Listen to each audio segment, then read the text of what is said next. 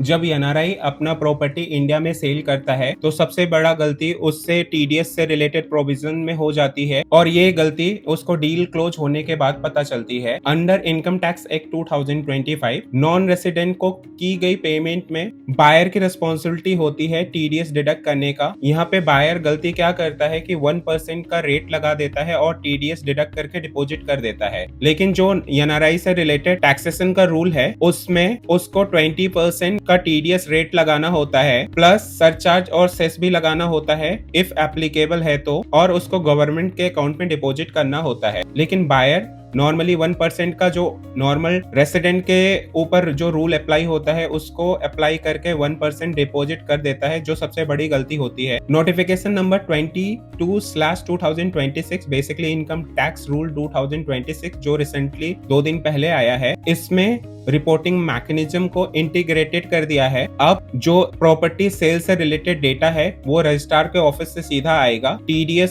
से रिलेटेड जो प्रोविजन होता है वो सेपरेटली रिपोर्ट होता है और बैंक ट्रांजैक्शन भी सेपरेटली रिपोर्ट होता है। तो अब सिस्टम क्या करेगा, 3-वे कोरिलेशन करेगा, रजिस्ट्रार का डेटा, टीडीएस रिटर्न का डेटा और बैंक का पेमेंट या बैंक का कलेक्शन का डेटा से मैच करेगा। यदि मिसमैच है तो नोटिस आने का चांसेस बढ़ जाएगा। ऑल्सो एक एग्जांपल समझो, यदि आपने सेल हाई वैल्यू दिखा रखा है बट टीडीएस उसका करस्पॉन्डिंग लो है तो सिस्टम इसको ऑटोमेटिकली मिसमैच मान के आपको नोटिस भेज देगा। अब इस जो नए रूल है इसको इम्प्लीमेंट होने से क्या लीगल कंसिक्वेंसेस हो सकते हैं, तो बायर टीडीएस का डिफॉल्टर माना जाएगा क्योंकि उसने गलत रेट पे टीडीएस डिडक्ट कर लिया है। इंटरेस्ट पेनल्टी भी लग सकता है और जो सेलर है क्योंकि टीडीएस गलत रेट पे कटा है तो उसको सही क्रेडिट भी नहीं दिखेगा और उसका रिफंड रुक भी सकता है due to mismatch. Practical reality ये है कि आपको टीडीएस जो डिटेल है ट्रांजैक्शन पे कितना कटेगा वो पहले आइडेंटिफाई करना पड़ेगा डील से पहले, अदरवाइज ये स्टेप आपके लिए कॉस्टली हो सकता है और आपको रिवीजन के लिए अननेसेसरी कॉस्ट इनकर करना पड़ सकता है। इसलिए पेमेंट से पहले इंश्योर करें कि proper rate of tax applicable है, करेक्ट अमाउंट पे हुआ है, करेक्ट अमाउंट का रेट ऑफ टीडीएस डिडक्ट हुआ है। बॉटम लाइन ये है